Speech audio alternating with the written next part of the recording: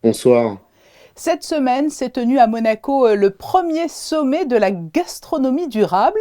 Vous faites partie de la jeune génération montante de chefs étoilés. Vous êtes sensible à cette nécessité d'aller vers plus de durabilité en cuisine?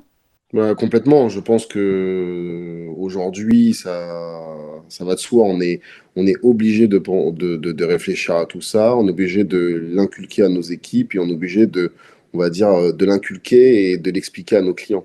Alors je sais que vous apportez un soin tout particulier, notamment à votre choix des matières premières, hein.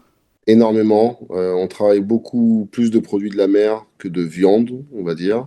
Mais pareil, sur les produits de la mer, enfin, on respecte les saisonnalités. Moi, je travaille en direct avec les pêcheurs et mareyeurs, ce qui fait que les poissons tous les jours ne sont jamais les mêmes. On n'a pas de poisson écrit sur la carte, par exemple. C'est-à-dire que aujourd'hui, vous pouvez venir manger du rouget, demain, ce sera de la lotte, et hier, c'était du lieu jaune. Ça change tout le temps et c'est à nous de nous adapter. Et pour moi, c'est indispensable. Et on passe que par des producteurs à circuit court, et ce qui fait qu'on maîtrise vraiment toutes les matières premières qu'on met dans les assiettes. Et pour moi, c'est super important vis-à-vis de nos clients.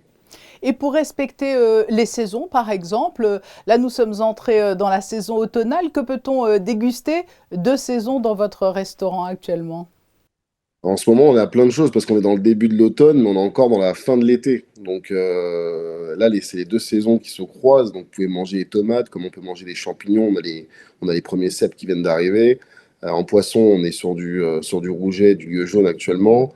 Enfin, on a les premières figues qui sont arrivées actuellement. Donc là, pour le coup, pour les cuisiniers, je pense que c'est la meilleure saison. C'est-à-dire que tous les produits sont disponibles et on a de quoi faire marcher notre créativité, on va dire.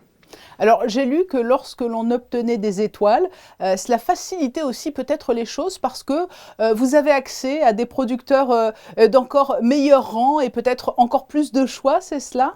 Oui et non, pas forcément. Je pense que c'est surtout la mentalité du chef qui, dans sa manière de travailler, je pense que même dans certains restaurants qui ne sont pas étoilés, on peut retrouver aussi de très bons produits. Après, bien sûr, chacun dans ses prix, hein, qu'on se le dise.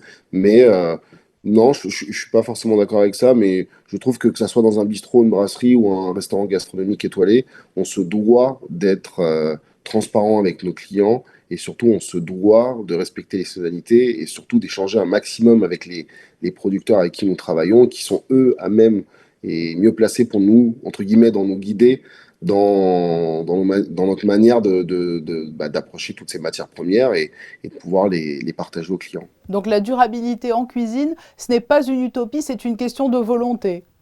C'est une question de volonté, d'état d'esprit. Et pour moi, aujourd'hui, enfin voilà, comme vous l'avez dit, ce week-end avait lieu le premier sommet à Monaco. Et puis, je pense que ça doit, et on doit en parler à tout le monde et surtout à toutes les générations. Donc, moi, en tant que chef, c'est un devoir de le transmettre à mes équipes et qui demain, eux, le transmettront à leurs propres équipes.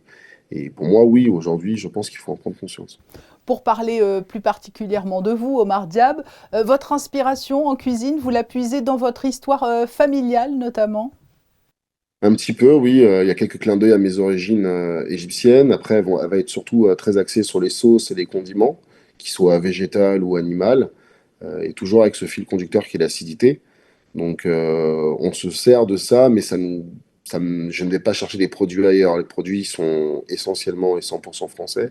Même si je dois utiliser des produits qui viennent d'ailleurs, je m'arrange toujours pour voir avec mes maraîchers et réussir à cultiver ces mêmes produits sur nos terres en France. Par exemple, j'ai fait faire pousser de la feuille de corette, qui est une feuille qui ressemble à de l'épinard, un croisement avec de l'oseille.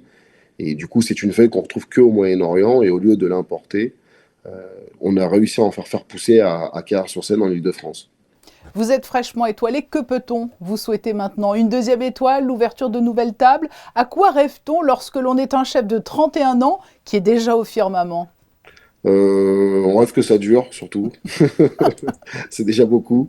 Non, que ça dure. Et puis, s'il y a d'autres étoiles, ce sera avec grand plaisir, mais pourvu que ça dure.